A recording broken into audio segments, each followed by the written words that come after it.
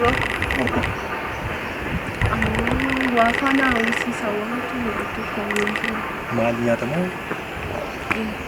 Baay'ee turgaa tokko jira. Maal akka qabaree waan akka barbaachisu. Maalidha? Maal godhata?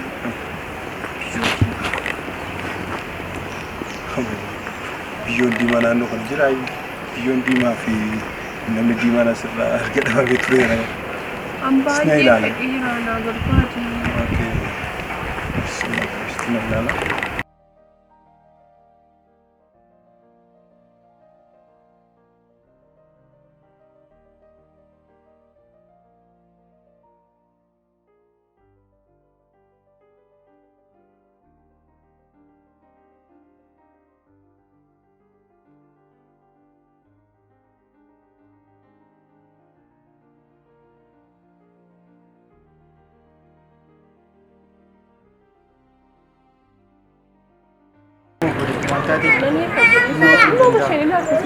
Lakkis ati akkasiidha kufuu dandeessa miidhamuu dandeessa kanaaf ati qofaa kee miti nama lama hin danda'amu shi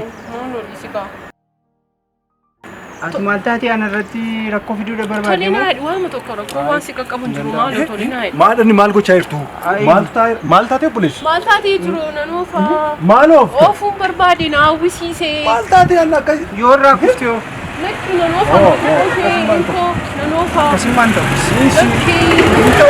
daa'ima baattee jirta daa'ima baattee ergu kana biyyaan barbaanna ofiin barbaaddee fi na barbaachifta maal taatee kun ta'uleessa buleessuun danda'amu jettee garuu yoo irraa kuftee